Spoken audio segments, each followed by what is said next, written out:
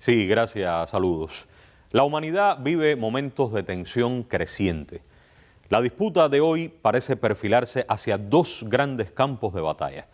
El control de los recursos económicos mediante el sometimiento y la asfixia y el tan importante, determinante campo de las ideas, la mente de las personas, sembrar el miedo, la desesperanza y anular así los razonamientos, borrar toda lógica básica de análisis de un problema, llegando incluso al punto en el que la verdad y la mentira se confunden, el absurdo prima sobre lo inadmisible.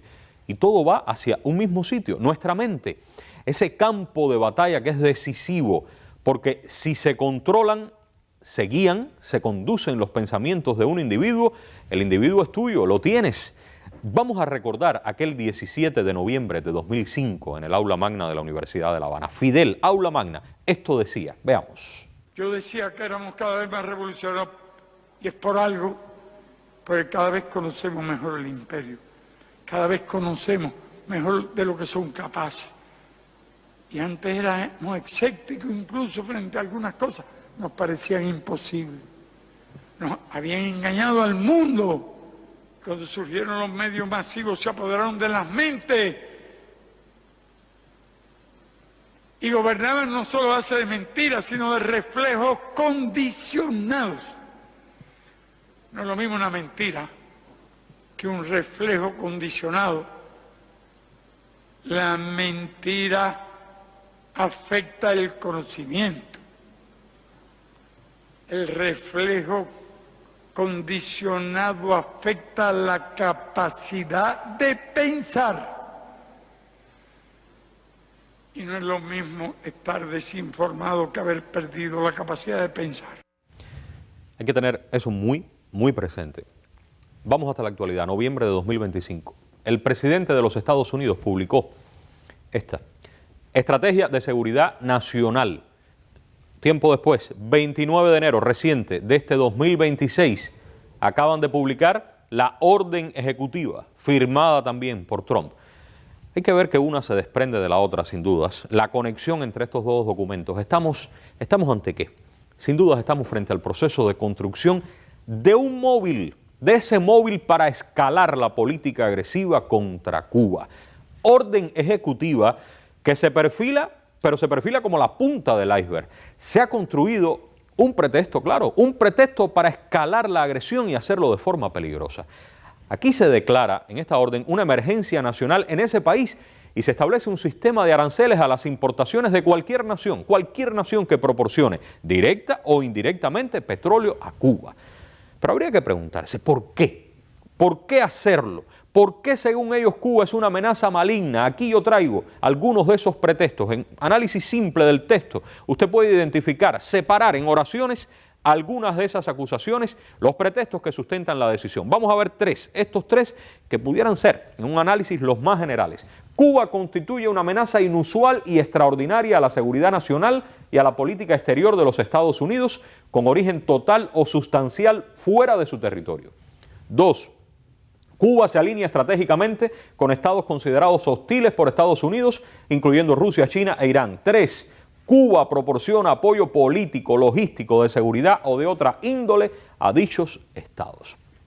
Vamos a quedarnos ahí con los pretextos. Miren, es sobradamente, harto conocido que el gobierno de los Estados Unidos, el Pentágono, el jefe del Estado Mayor Conjunto, la DIA, ¿qué es la DIA? La Agencia de Inteligencia de Defensa de los Estados Unidos.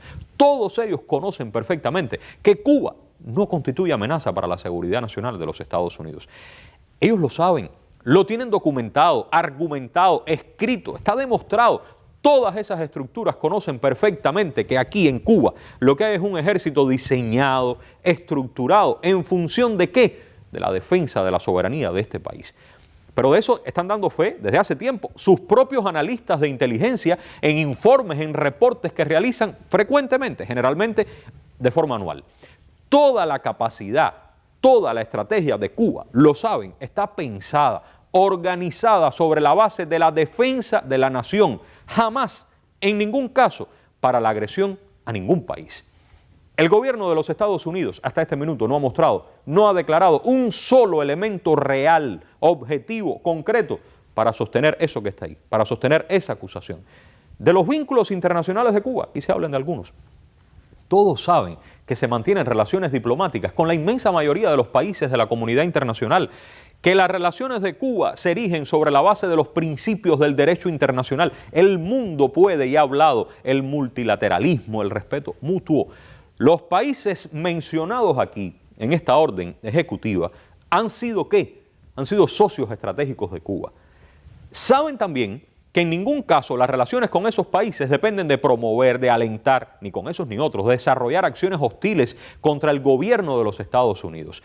Las relaciones de Cuba se fundamentan en la solidaridad, en intereses comunes, en intereses comerciales, en la colaboración científica, académica. En ningún caso, lo saben en los Estados Unidos, ni carrera armamentística, ni armas de destrucción masiva. Miren, bastante tecnología, sobrados aviones espías, sistemas de penetración tienen en organizaciones del mundo entero para obtener pruebas reales, pruebas contundentes que demuestren esas acusaciones. De tener un solo elemento real sobre ese tipo de imputación, ¿por qué no lo utilizan? Deberían mostrar las pruebas. Claro, para mostrar las pruebas hay que tenerlas. Mienten burdamente. Lo que sí existe en Cuba es un territorio ilegalmente ocupado por Estados Unidos, donde han mantenido a personas privadas de libertad, en no pocos casos violando sus más elementales derechos, esos derechos que dicen proteger y preservar para otros pueblos del mundo. ¿Qué país puede decir que Cuba participa o ha participado en planes desestabilizadores contra sus gobiernos? El presidente Trump, esto es muy importante, los funcionarios de su administración que tienen esta posición agresiva, ellos no son equivalentes a hablar del gobierno de los Estados Unidos, no lo son. ¿Saben por qué? Porque dentro de ese propio gobierno existen posiciones contrarias a esta política. Existen posturas serias, posturas fundadas, que no comparten esa visión hostil, esa visión absurda y criminal contra Cuba. Lo debe tener claro la comunidad cubana allí en los Estados Unidos, la comunidad internacional, los organismos internacionales. Se trata de exterminio, se trata de genocidio. Se quiere realizar el asalto final contra la revolución cubana y hacerlo al precio de hacer perecer al pueblo, a todos nosotros, con tal de rendirnos. En estos días yo he escuchado parafrasear a Gandhi. La guerra económica, decía algo así, no es mejor, la guerra económica no es mejor que un conflicto armado. Una guerra económica, esto que está aquí, es tortura prolongada. Sus estragos no son menos terribles. Más que nunca hoy cobra vida nuevamente el memorándum de Lester Mallory. La fórmula es que sigue siendo exactamente la misma. Claro, como decía el memorándum, claro que tienen que crear pretextos.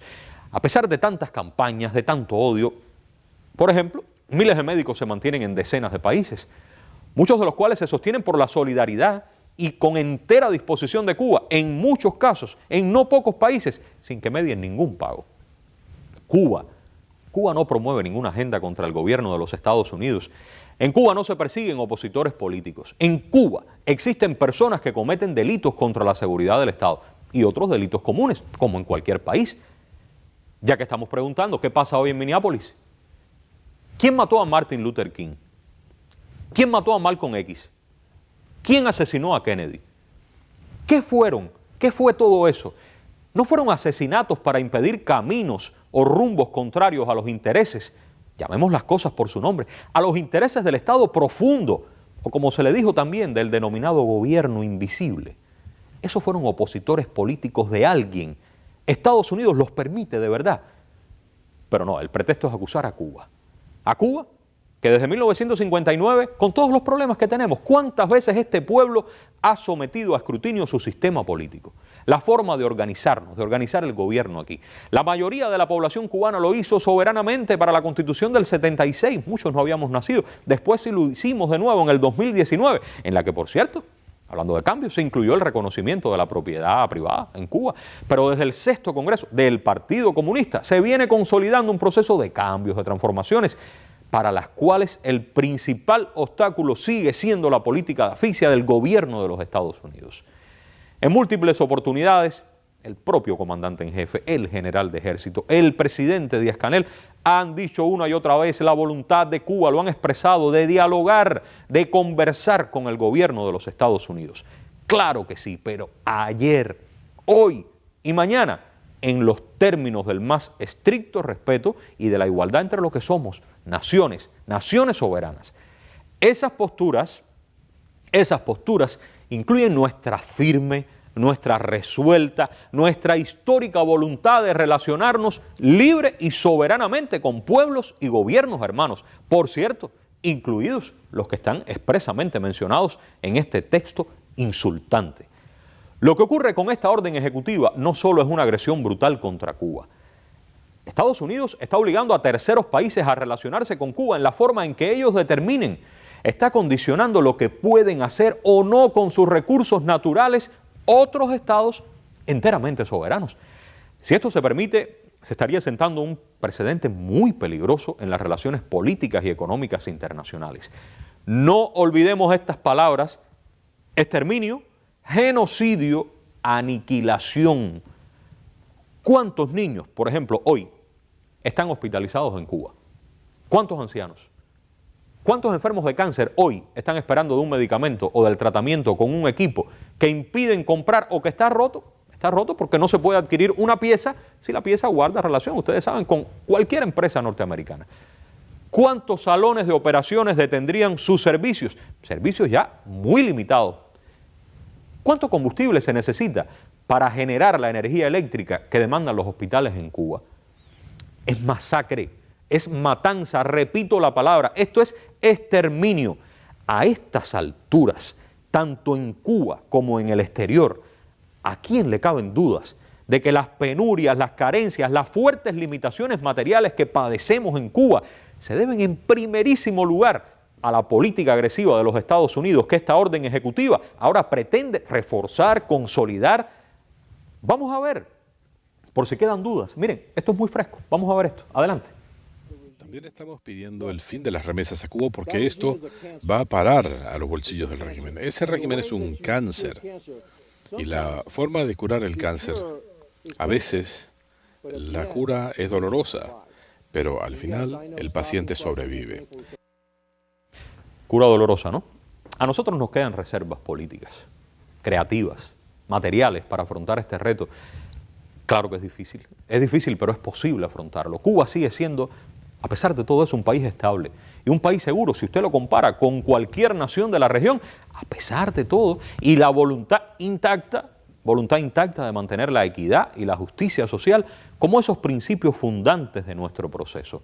Hoy no es solo decisivo, no, es que es justamente en la mente nuestra, vuelvo a la idea del inicio, donde se gana o se pierde la batalla. Si no nos creemos, si no estamos convencidos de que vamos a vencer, de que tenemos y que podemos hacerlo, no va a ocurrir. Fácil no va a ser, no, nunca lo ha sido. Por cierto, el camino de la rendición, para esos pocos que la contemplan, algunos que la contemplan, rendirse tampoco es fácil. Es que cuando tú te rindes, difícilmente a la larga, a veces a la corta, difícilmente eres feliz. Con toda seguridad tú vas a ser humillado, pisoteado, ignorado. Y todo eso, tal vez para empezar, después pudiera ser mucho peor. Hoy, como en uno de los tristes pasajes de nuestra historia, algunos pocos buscan ser herederos de aquel zanjón. Sobran los tristes ejemplos, sobran las lamentables historias del sufrimiento de los que se equivocan. Y voy a terminar con esto por ahora. Una de esas funcionarias que hoy se desgarra las vestiduras pidiendo la asfixia de este pueblo, hace algunos años amablemente conversaba en entrevista con el comandante en jefe y pensando que ganaría galardones para sí misma, la entonces joven periodista María Elvira Salazar le regaló al gigante la posibilidad de responderle y que quedara para la historia. ¿Cuál usted considera que es su peor enemigo?, le dijo la periodista al comandante. Mi peor enemigo, le dijo Fidel. Yo creo que no tengo enemigos peores porque creo que todos los enemigos se pueden vencer. ¿Cuál usted considera que es su peor enemigo? Mi peor enemigo. Yo creo que no tengo enemigos peores, porque creo que todos los enemigos se pueden vencer.